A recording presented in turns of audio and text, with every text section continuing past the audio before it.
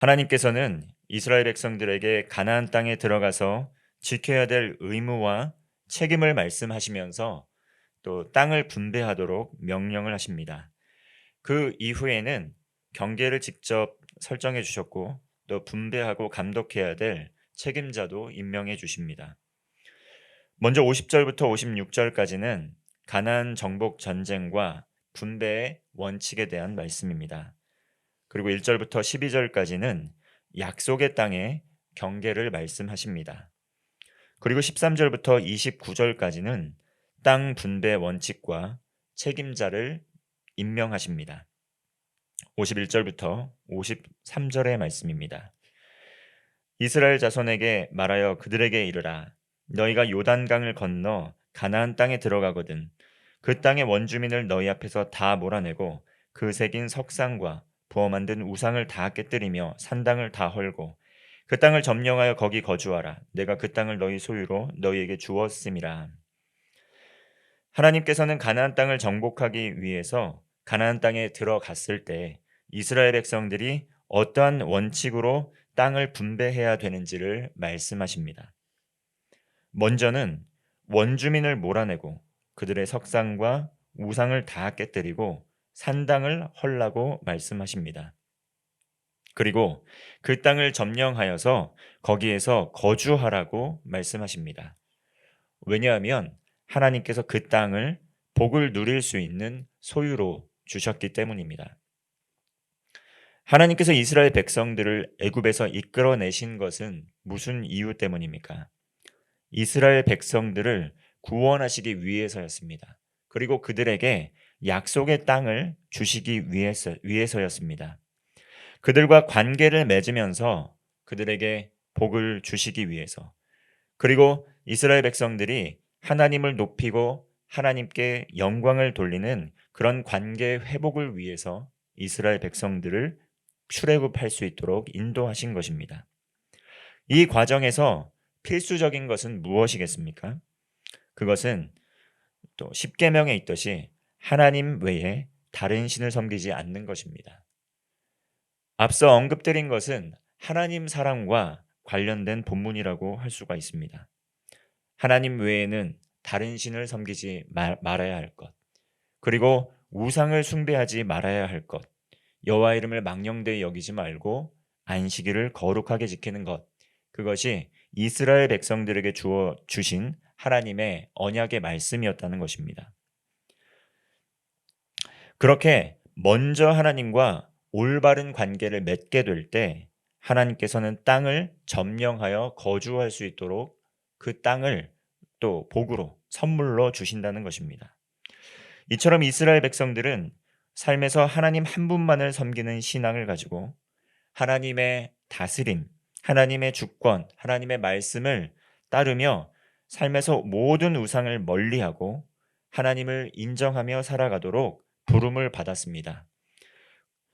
우상을 섬기는 산당이 아니라 하나님을 섬기는 하나님의 처소에서 하나님을 예배하도록 부름을 받았다라는 것입니다.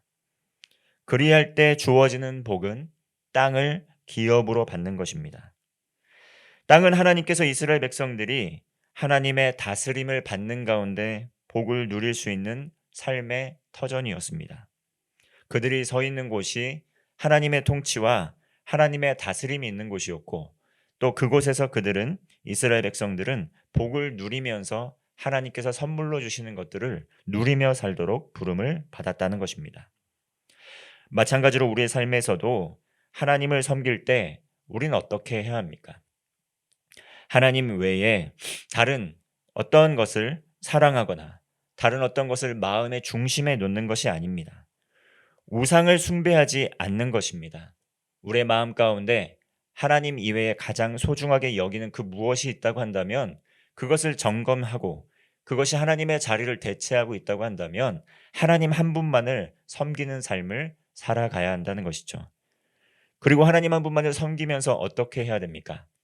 하나님께서 나의 삶을 다스려 주시기를, 나의 삶을 통치하여 주시기를 하나님의 주권을 인정하며 하나님의 말씀을 가슴에 품고 다스림을 가슴에 품고 성령님과 동행하는 가운데 예배의 자리에서 하나님을 찬양하고 하나님을 예배하고, 그리고 하나님께서 기업으로 주신 우리의 삶의 터전 가운데에서 하나님의 말씀을 따라 순종하고 또 하나님을 찬양하고 하나님께 영광 돌리며 살아가도록 우리는 부름을 받았다라는 것입니다.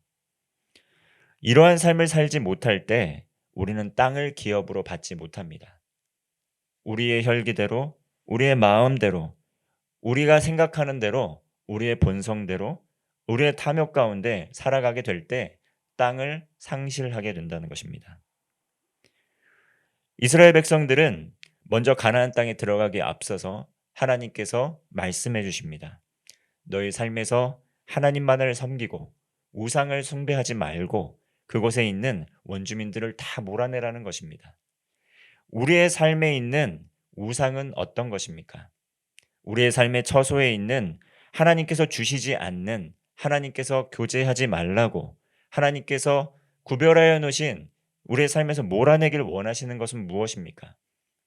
그것을 그대로 내버려 둔다면 우리는 결코 하나님의 다스림에 순종하면서 살아갈 수가 없습니다. 가나안 정복을 했던 이스라엘 백성들, 그곳의 원주민들이 그득하였을 때 때로는 그들을 전부 다 몰아내기 힘들 정도로 어려운 저항에 부딪혔지만 어떠한 이들은 그들을 몰아냈지만 몰아내지 못하고 그대로 남겨두었던 모습도 있었습니다. 그 결과 어떻게 되었습니까? 그들이 이스라엘 백성들에게 올무가 되어서 이스라엘 백성들이 하나님 한 분만을 섬기는데 여러 가지 어려움을 주는 걸림돌과 올무로 작용을 했다는 것입니다. 모르고 저지른 것이 아니라 먼저 이스라엘 백성들에게 그것을 명령하셨고 그렇게 될 것이라고 말씀도 해주셨습니다. 그러나 이스라엘 백성들이 그것을 순종하지 못하고 그것에 온전히 따르지 못함으로 말미암아 그것이 이스라엘 백성들의 올무가 되는 역할을 했다라는 것입니다. 우리의 삶에 있는 모든 우상이 있습니다. 아주 사소한 것일지라도 그것이 하나님의 자리를 대체하거나 하나님께서 주시는 기쁨을 가로막는 것이 있다고 한다면 그러한 것들을 우리의 삶에서 제거할 수 있도록, 우리의 삶에서 제거하고 하나님의 말씀에 순종하며 나아갈 수 있도록 우리는 믿음의 발걸음을 해 나가야 한다는 것입니다. 그리할 때 하나님께서 우리에게 누릴 복으로 주신 그 땅에서 우리는 기쁨으로 살아갈 수 있다는 것입니다. 하나님의 다스림을 받으며 우리의 삶의 모든 우상을 제거하고 온전히 하나님을 예배하며 하나님께서 주시는 놀라운 복을 누리는 성도의 삶을 사는 여러분 되시기를 바라겠습니다. 13절부터 29절의 말씀은 땅 분배에 1절부터 12절까지는 약속의 땅의 경계를 말씀하신 이후에 또 13절부터 29절까지의 말씀은 땅 분배의 원칙 그리고 책임자를 임명하시는 말씀입니다. 가나안 땅을 분배하는 것은 9지파 반에 해당합니다.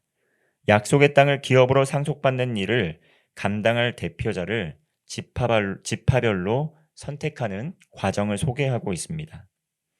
이제 가나안 땅을 정복하게 되면 어떻습니까? 광야 1세대를 지나서 이제 광야 2세대가 하나님의 그 약속과 언약을 성취하며 나아가게 될 것입니다. 다시 말하면 새로운 시대가 되었고 또 새로운 사명을 위해서 하나님께서 일을 행하실 것이라는 것입니다. 모세는 가나안 땅에 들어가지 못하고 또 가나안 땅에 들어가지 못하고 요단 동편에서 그의 생을 마감합니다. 그리고 이제 가나안 2세대가 그 사명을 받아서 이제 하나님의 뜻을 따라 순종하며 새로운 시대, 새로운 사명을 위해 순종하며 나아갈 것입니다. 광야 1세대도 하나님 앞에 범죄함으로 가나안 땅에 들어가지 못한 그런 아쉬움과 억울함이 있을 것입니다. 모세도 마찬가지입니다. 그러나 모세는 또 마지막 순간 가운데 가나안 2세대가 그 광야의 2세대가 가나안 땅에서 새로운 시대 또 새로운 사명을 위해서 부름을 받았다라는 것을 믿음으로 그러한 그 후계자를 인도하는 것을 후계자를 세우는 장면을 볼 수가 있었습니다. 각기 사명이 달랐기 때문입니다. 하나님께서 누구는 사랑하셨고 또 누구는 거부하신 것이 아니라 하나님의 부르심 가운데 사명이 달랐기 때문에 그 사명에 순종했던 것뿐입니다. 17절 말씀입니다. 너희에게 땅을 기업으로 나눌 자의 이름은 이러하니 제사장 엘르아살과 눈의 아들 여호수아니라.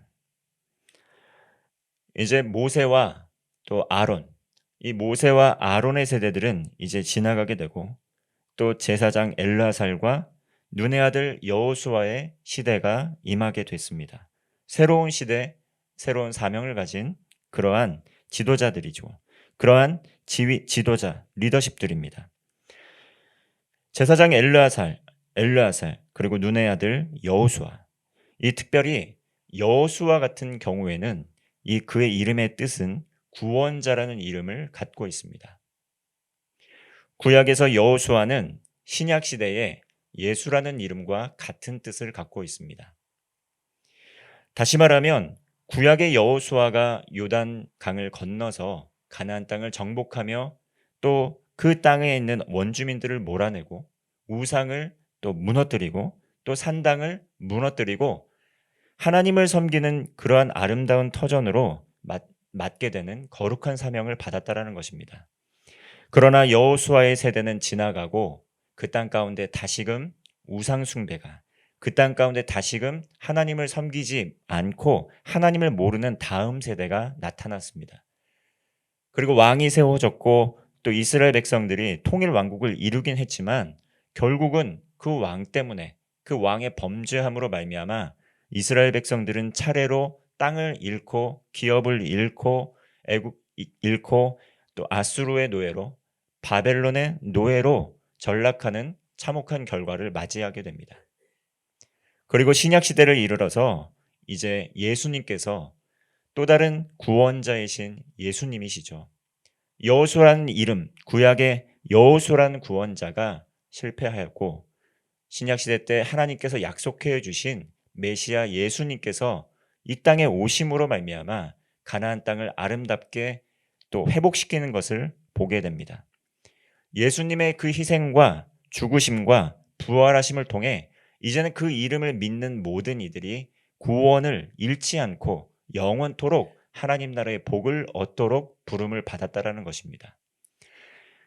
여호수아를 통해 일시적인 성공이었지만 완전한 성공을 거두지 못했습니다.